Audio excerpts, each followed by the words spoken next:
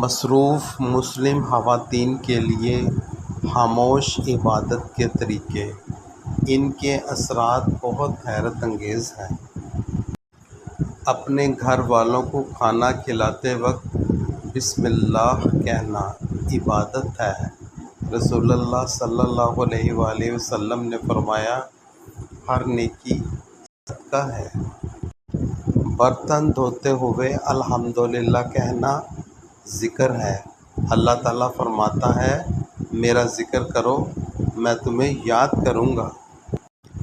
کپڑے طے کرتے وقت درود بھیجنا اجر ہے۔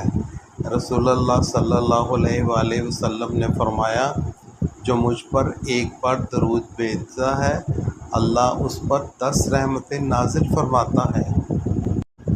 بچے کو جھولے میں جھلاتے ہوئے قرآن سننا، یہ گھر میں نور داخل کرنا ہے۔ جہاں اللہ کے کلام کی تلاوت ہوتی ہے وہاں فرشتے اترتے ہیں۔ غصے کے وقت اپنی زبان روکنے کے لیے اپنے نفس سے لڑنا جہاد ہے۔ روحانی کمزوری اور گناہ کا احساس لیکن پھر بھی کوشش کرنا یہ ایمان کی نشانی ہے۔ یہاں تک کہ تمہارا احساس جرم بھی اللہ کا ذکر ہے۔ ڈرائیونگ کے دوران آہستہ سے دعا مانگنا یہ چھپی ہوئی عبادت ہے جو اللہ دیکھتا ہے۔ تمہاری خاموش عبادت آسمانوں میں بلند آواز ہے۔